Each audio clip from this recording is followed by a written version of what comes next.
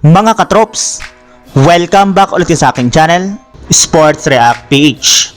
At ngayon nga ay pag-uusapan natin ang balitang hindi na pag-trade ng Milwaukee Bucks kay Brook Lopez. Pag-uusapan na rin nga natin dito sa ating panibagong video, ang balitang nagreklamo nga daw po ngayon ang mga haters na LeBron James.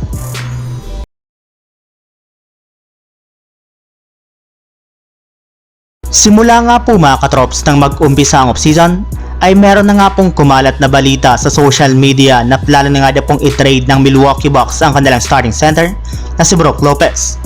Mismo ang kanilang head coach na nga po ni si Doc Rivers ang nagsabi, nagagawa nga daw po siya ng mas maganda at mas bagong adaptable na defensive scheme sa kanilang lineup next season. Susubukan nga po nilang magkaroon ng bagong game plan upang sa ganon ay mag-iba rin naman nga po ang resulta ng kanilang susunod na kampanya sa NBA sa susunod na taon. At para magawa nga po nila iyan ay kailangan nga daw po ng kanilang team na ilagay si Giannis Antetokounmpo sa kanilang center position upang sa ganon ay mas maging mabilis ang pace ng kanilang opensa at depensa. Ngunit sa hindi nga po inaasahan, ay may labas nga po na balita ngayong araw na hindi na nga po itutuloy pa ng Milwaukee Bucks ang pag-trade nila kay Brook Lopez since wala rin naman nga po silang nahanap na magandang kapalit nito sa trade market. Kaya imbis nga po natanggalin siya sa kanilang lineup ay gagawa na lamang nga po sila dito ng bagong rotation para sa kanilang mga players. Samantala, puon na naman tayo sa ating sunod na pag-uusapan sa balitang nagreklamo nga daw po ngayon ang mga haters na LeBron James.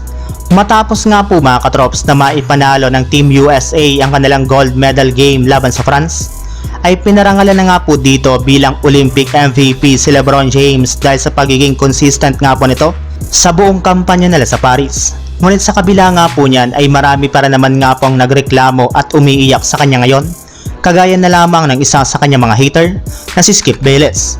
Ayon nga po sa mga naging post nito sa kanyang social media account, si Stephen Curry nga daw po ang tunay na dahilan bakit nanalo ang Team USA ng gintong medalya, kaya mas nararapat nga daw po talaga na ito makatanggap ng MVP award kesa kay LeBron. Binuhat lang naman nga po ito ni Stephen Curry at kung wala nga po siya ay hindi nga po sila mananalo sa Paris Olympics. Sa madaling salita, mas mabigat nga po ang mga binitawang clutch 3-pointer ni Stephen Curry sa kanilang nakalipas na dalawang laro laban sa Serbia at France kumpara sa triple-double na LeBron para sa Team USA. Pero kung kayo nga po mga katrops ang tatanungin sino nga ba ang tunay na MVP sa Team USA, i-comment nyo lamang sa baba ang inyong opinion at babasahin natin yan isa-isa. So yun lang mga katrops, ang handog kong story ngayong araw. Sana nag-enjoy kayo, please like and subscribe my YouTube channel, Sports React PH, para sa iba pang story at update patungkol sa NBA. Kita-kits muli sa ating susunod na video.